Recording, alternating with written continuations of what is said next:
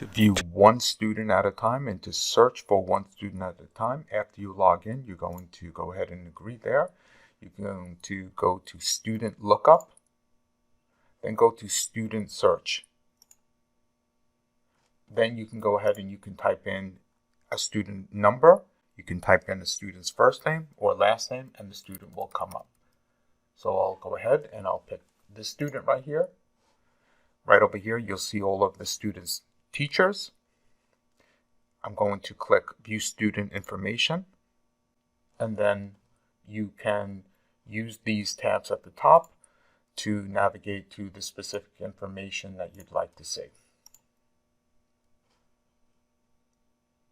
If you would like to hone in your student search, so let's say you have multiple students under your access. So let's say you have multiple schools.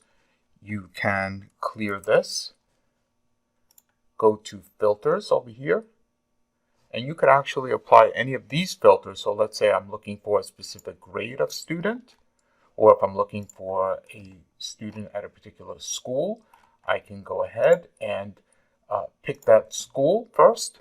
And now you can see that the system has been filtered down to these students at the school. So then I go back, and any of these students here that I search for are going to be in the filtered school. So you can see here, the system was filtered down to Apple High School, and all of these students are Apple High School students. So then I can go ahead and I can look at their data.